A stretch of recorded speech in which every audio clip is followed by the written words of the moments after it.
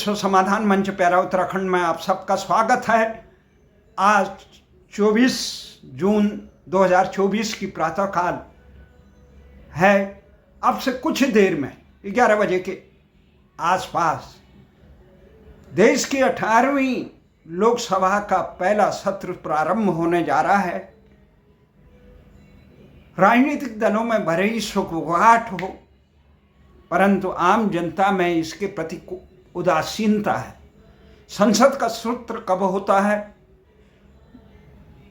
क्या हो रहा है, सरकार क्या निर्णय ले रही है,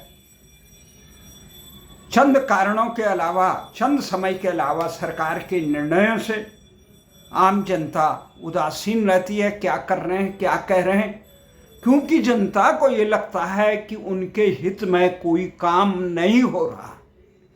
आम जनता परेशान है। शिक्षा, उसे आम आदमी देश की शिक्षा का इतना व्यापारीकरण कर चुके हैं कि आम आदमी को अच्छे स्कूल में, अपने विद्यालय, अपने बच्चों को शिक्षा देने के लिए कितने पापड़ बेलने पड़ते हैं, कितने पसीने बहाने पड़ते हैं। आम आदमी के बच्चे स्कूलों में, विद्यालयों में शिक्षा पाने के लिए भी बहुत परेशानी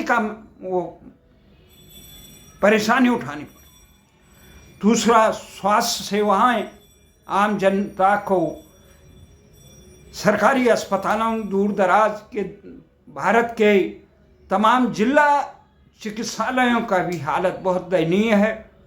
वहाँ चिकित्सक नहीं है, चिकित्सक हैं तो वहाँ पे जांच के लिए उचित मशीन नहीं है। जहाँ मशीनें हैं वहाँ उनको जांच मशीनों को संचालित करने वाले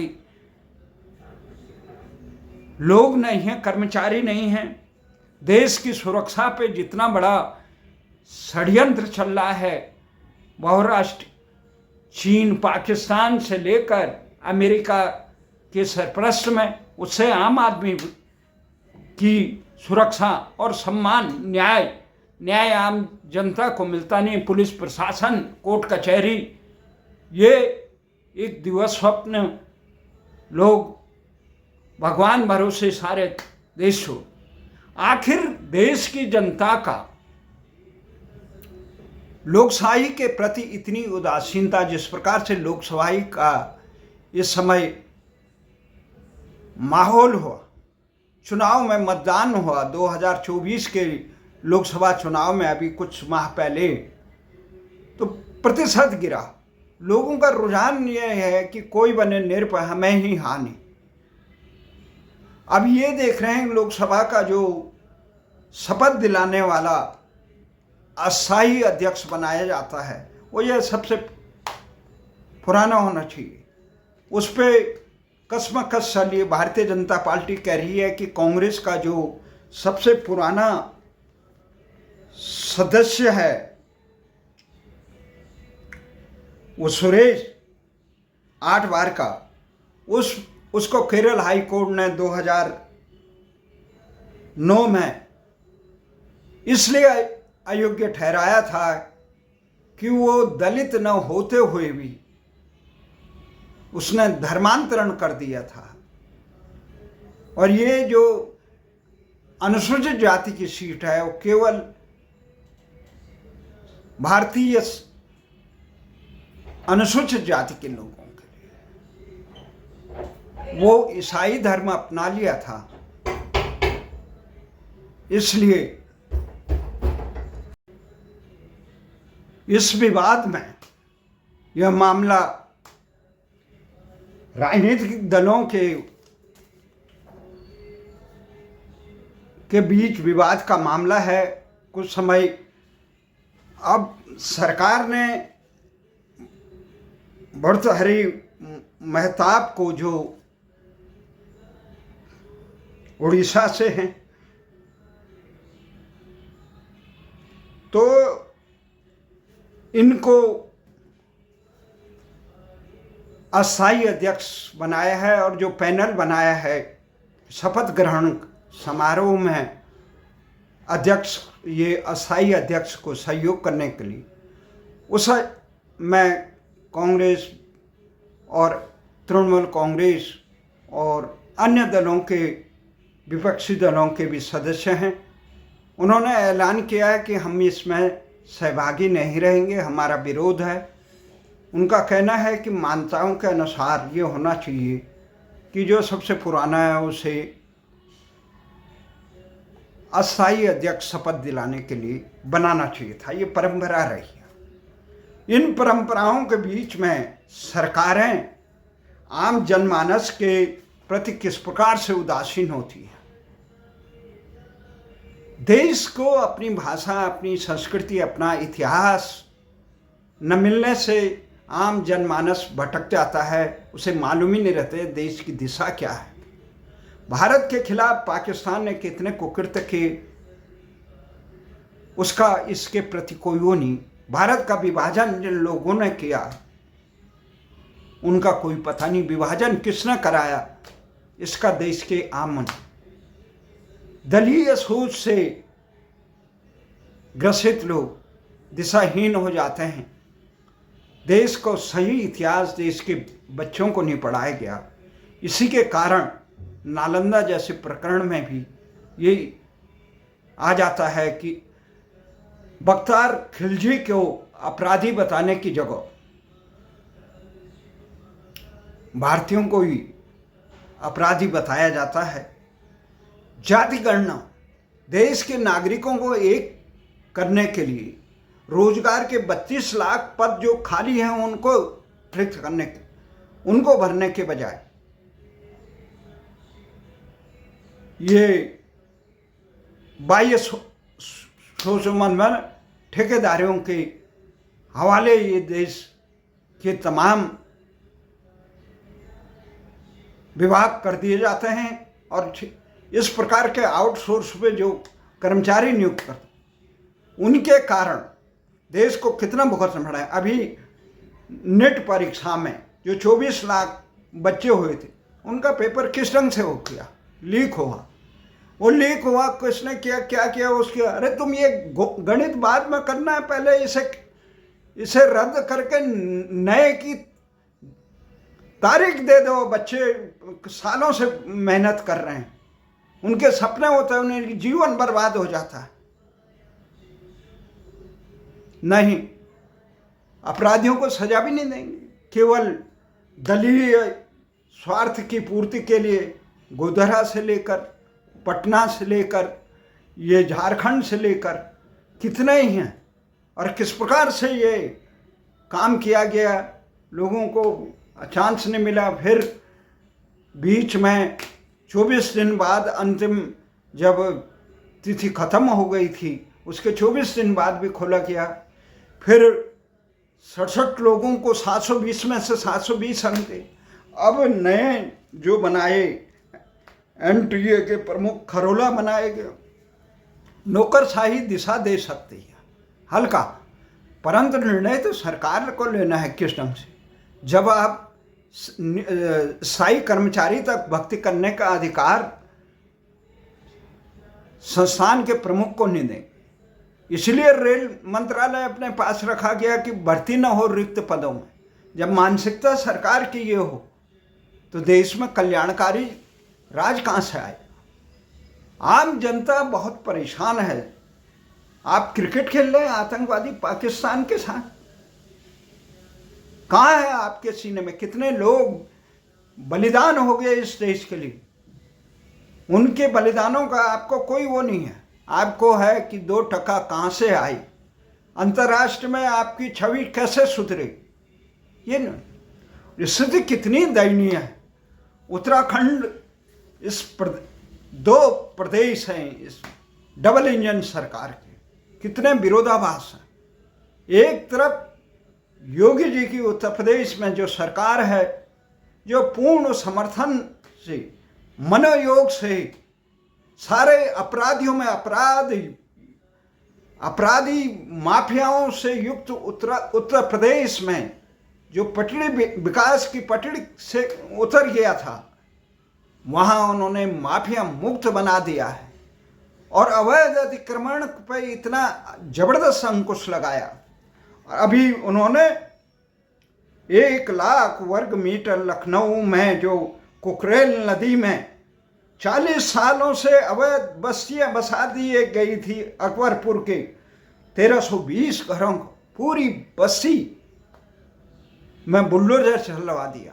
अवैध बस्ती है, नदी के किनारे बसा है, कल बाढ़ आएगी, क्या आएगा, किस प्रकार से क्षतिग्रस्त। फिर सरकार, उसमें न्यायालय ने में प्रश्न उठाया था। तो उनको जो उजाड़े गए परिवार थे, उनको प्रधानमंत्री आवास योजना के तहत बसंत कुंज में आवास भी दिया गया। जिनको उजाड़ा है उन्हें, ये नहीं कि देश के नागरिकों को उजाड़ दिया जाए। दंड उनको मिलना चाहिए जो अधिकारी की नाक के नीचे ये काम हुआ और वो मूक रहे, सरकारी वेतन लेते रहे, करोड़ों रुपये लेते रहे, अवैध बस्तियां बसाते रहे, उन पे भी होना चाहिए। कितना एक तरफ, और दूसरी तरफ हम देखते हैं देवभूमि के मुख्यमंत्री जी अभी कल वो बंबई में गए थे। तो बंबई में दादर पश्चिम में बंबई में वो मुखर्जी, श्यामा प्रसाद मुखर्जी के बलिदान दिवस में सम्मान लेने गए। तो वो कह रहे थे हमने उत्तराखंड को लैंड जिहाद और दंगा मुक्त करा दिया, उत्तराखंड को करा दिया, और हमने श्यामा प्रसाद मुखर्जी के सपनों के समान नागरिक संहिता भी लागू कर दी। हकीकत क्या है? न्यायालय के आदेश के बाद जो हल्की कार्रवाई करना चाह रहे थे आधे मन से, हल्द्वानी में रेलवे की जमीन पे जो अकूत कब्जा कर रखा है, घुसपैठियों ने अवैध बस्तियां बसा दी है, वहां जब भीषण दंगा हुआ, उसका अपराधी जब भागा, बाद में उसको बचा दिया गया, केवल उसकी कुछ संपत्तियां दाएं बाएं वो भी कोर्ट कचहरी से बात खुल जाएगी। अगर उत्तर प्रदेश में होता तो उस दंगे के मुख्य अपराधी जिसे बताया था प्रशासन वो मारा जाता, मुठभेड़ में मारे, और यहाँ दिल्ली में घूम फिर के वो आराम से वहां पर। कोई दोषी कौन है? इतने लोगों को आगजनी की, देवभूमि को कलंकित किया, दंगा मुक्त कर दिया आपने, कहां से किया? आप कल सिद्ध विनायक मंदिर में गए, गणेश जी की बहुत नमन करते हैं, आस्था का है, परंतु आप लोकशाही, आपको दायित्व है उत्तर प्रदेश उत्तराखंड के मुख्यमंत्री का, धामी जी, आप राजधानी जो शहीदों के सपनों की राजधानी है, जहां बाबा मोहन उत्तराखंडी बलिदान हुए, जहां उत्तराखंड के लाखों नौजवानों ने आंदोलन में अपने सपनों का राजधानी कैसे साकार होगी, जन आकांक्षाओं, जहां उत्तराखंड बनने के बाद अभी तक एकमात्र विधानसभा बनी है जहां सभी सत्रों के, वहां पे सत्र करने के लिए जब आप के विधानसभा सदस्य षड्यंत्र के तहत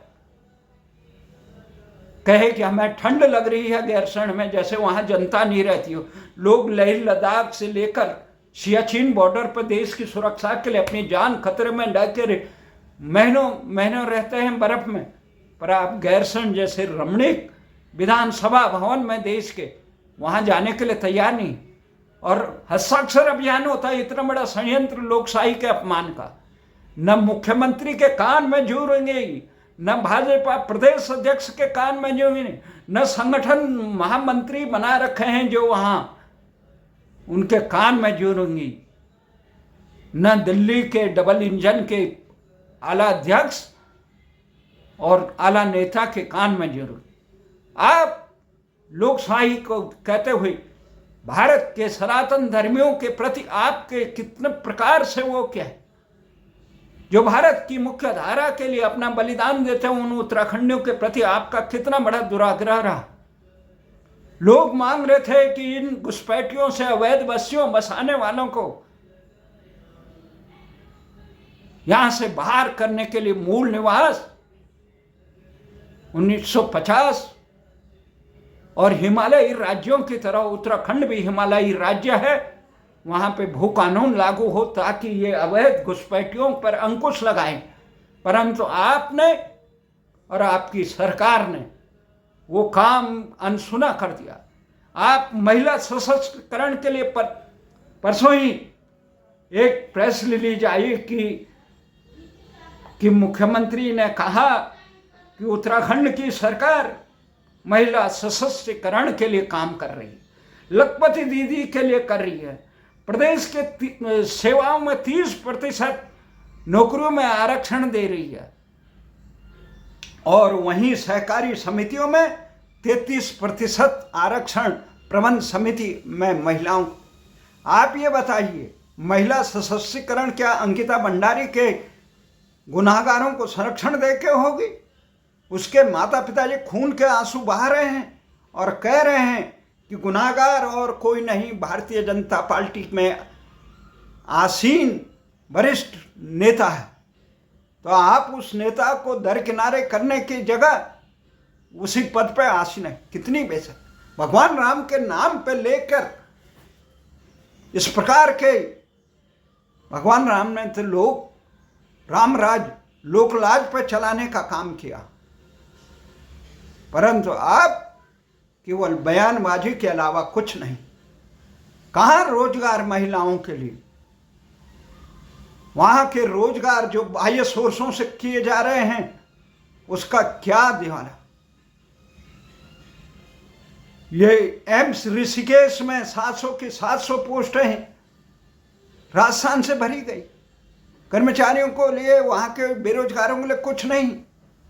आपके विधानसभा अध्यक्ष और मुख्यमंत्री से लेकर आज तक उत्तराखंड के चाहे सरकारें बीजेपी की रही, कांग्रेस की रही, किस प्रकार से उत्तराखंड के हितों को दरकिनारे करके अपने प्यादों, अपने रिश्तेदारों को वहां जहां पे आम बेरोजगारों का हक मांग कर अपने प्यादों को आसीन करने का काम किया।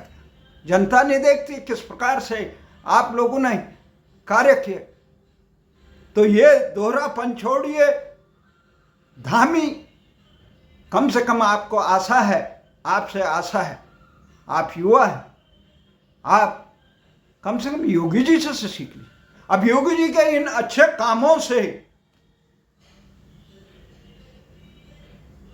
भारतीय जनता पार्टी के अवसरवादी नेता, भ्रष्टाचारी लोग उन्हें हटाने की बात कह रहे हैं, क्योंकि उसमें दलाली नहीं चल रही है, दलाली नहीं चल रही है, इसलिए उन्हें हटाए। साफ प्रशासन, भ्रष्टाचार, उनके गुर्गे काम नहीं कर पा रहे हैं, उनको पकड़ा दिया जा रहा है, इसलिए अंकुश लगाने के लिए योगी को हटाने का अभियान चलाया, जिस पर जनता देखती है।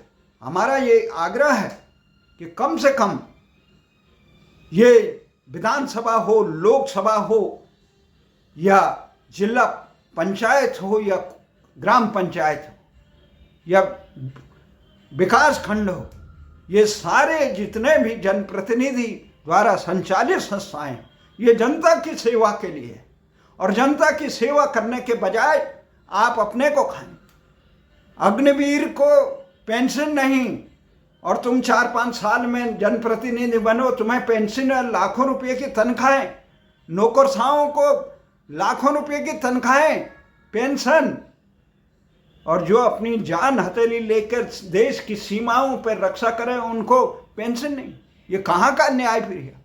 देश की न्यायपालिका में जिस प्रकार से अंधेरगर्दी हो रखी है, लोकशाही वहाँ का सूर्योदय नहीं हुआ। चंद परिवारों का, 300-400 परिवारों के लोग ही कॉलेजियम के द्वारा चुने जाते। आप खुली परीक्षा, जैसे IAS PCS से लेकर तमाम परीक्षाएं हो रही है, चिकित्सकों की प्रवेश, इस प्रकार की परीक्षाओं क्यों नहीं करा? परीक्षाओं के बाद भी उनको सही दिशा देने का, जिस प्रकार से शिक्षा ढांचा से लेकर स्वास्थ्य का ढांचा पूरे देश में गड़बड़ा रखा है।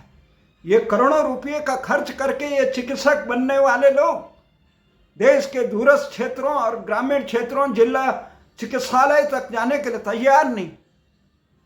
आखिर कौन जिम्मेदार है? देश में इस प्रकार की व्यवस्था होनी चाहिए। भारतीय स्वास्थ्य शिक्षा का प्रसार होना चाहिए। ये एलोपैथी के चक्कर में जहां जरूरी हो वहां उस पैथी को लगाओ, परंतु जब एलोपैथी के चिकित्सक ग्रामीण स्वास्थ्य केंद्रों में जाने के लिए तैयार नहीं है, जिला स्वास्थ्य चिकित्सालय में जाने के लिए तैयार नहीं है, तो इन पर अंकुश लगाया जाना चाहिए। उन लोगों को जो 10 साल कम से कम ग्रामीण क्षेत्रों में, दूरस्थ क्षेत्रों में जिला स्तर पर सेवा नहीं करेंगे, उनको बॉन्ड भरा दिया जाए कम से कम 10 करोड़ का। वो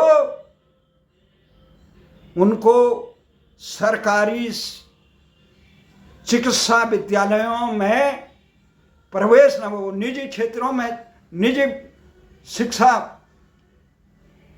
चिकित्सा विद्यालयों में ले। सरकारी चिकित्सा विद्यालयों में केवल उन लोगों को प्रवेश मिले जो ग्रामीण और दूरस्थ क्षेत्रों में 10 साल कम से कम करना चाहते। 10 साल सेवा भाव कुछ नहीं है, लूट खसोट। इनके अधिकांश सरकारी कर्मचारियों के, इनका हर दूसरे साल इनको हलफनामा, हर साल हलफनामा दे आय से अधिक संपत्ति का, और जिनकी संपत्तियां ज़्यादा है उन्हें राष्ट्र के प्रति उसी ढंग से समर्पित होना, छीन लेना चाहिए जिस प्रकार से अपराधियों से उत्तर प्रदेश में, जिस प्रकार से योगी शासन द्वारा भ्रष्टाचारी और माफियाओं के द्वारा अर्जित की गई संपत्ति पर आवास बना के सरकारी काम और गरीबों को आवास बना के दिया गया, उसी प्रकार का काम होना चाहिए, तभी देश में सुधरेगा। जब तक आम जनता के हित में जन सेवकों का न्यायपालिका से लेकर कार्यपालिका विधायिका का काम नहीं होगा, लोकतंत्र की जड़ें मजबूत नहीं होगी। आम जनता परेशान है और जनप्रतिनिधि सेवक है जो वो मौज मार रहे, ऐसा नहीं चलेगा। इनका जवाबदेही होनी चाहिए, इनके वेतन कम होना चाहिए, इनके सुविधाएं भले बढ़ जाए पर वेतन कम हो, और सरकारी रिक्त पद भरे जाएं, कल्याणकारी व्यवस्था हो। यह आंकड़ों की जादूगरी से आप दुनिया की आंखों में धूल झोंक सकते हैं, लेकिन जनता का कल्याण नहीं कर सकते हैं। इसी आशा और विश्वास के साथ ये दोहरा चरित्र उत्तराखंड से लेकर देश के हर विधानसभा और लोकसभा में चल रहा है। ये नहीं होना चाहिए। ये जनसेवक, चाहे सांसद हो या विधायक हो या ग्राम प्रधान हो, ये जनता के लिए, जनता की सेवा के लिए, देश को आगे बढ़ाने।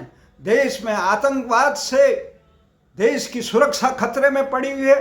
देश में जातिवाद का इतना घिनौना अंधतुष्टिकरण करके जातिवाद और संप्रदायवाद का इतना आम जनता आपस में घृणा भर चुकी है। देश के आम नागरिकों को भारतीय बनाने का काम नहीं किया गया। इसलिए हमारा ये मानना है कि राष्ट्र के जनसेवकों को जनता की सेवा में समर्पित होना चाहिए। जय हिंद।